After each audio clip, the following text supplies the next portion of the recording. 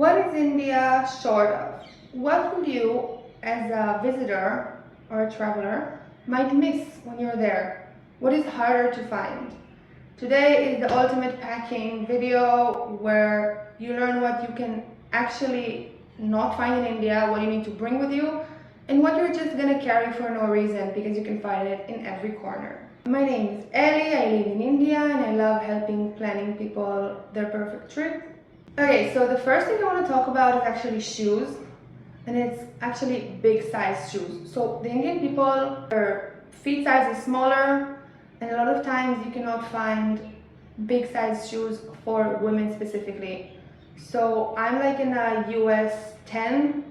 So I know that when I'm in India, my only option to get good quality shoes in my size is only in the big brands, in the big cities, in the malls. Bring good shoes with you, don't depend on them, especially if you're a taller person with larger feet like me.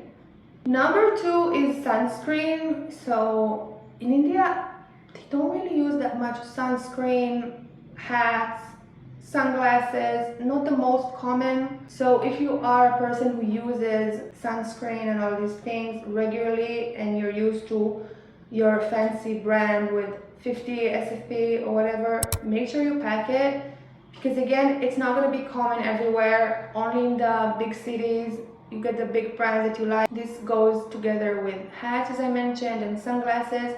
So if you're picky about these items and you like your own brand and quality, make sure you pack them and you don't expect to find them here easily. Number three is specifically for women. It's about menstrual products. So I have barely seen tampons in India, like at all. Also in the big cities, you're not gonna have your CVS selection or whatever. You're not gonna have the different sizes and the different companies. Outside of the big cities, there will be maybe one or two styles. Sometimes they'll be way too thick or way too thin. So bring the menstrual products with you. So the next one is actually reversed. One is one that all the bloggers have on their packing list to India, but actually it's just a waste of money and room in your suitcase.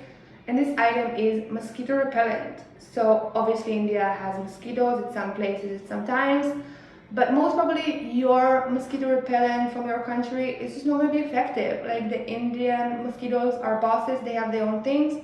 And I recommend buying in India a mosquito repellent. They're everywhere, they're super easy to find, they're cheap, and they actually work.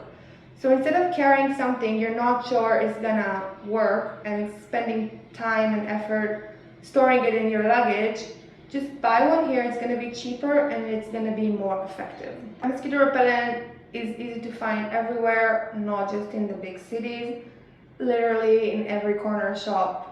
Yeah, try it out. Now I want to circle back to availability of things, and I want to say again that in the main cities you will find everything. You will find top state-of-the-art malls with all your favorite brands, right?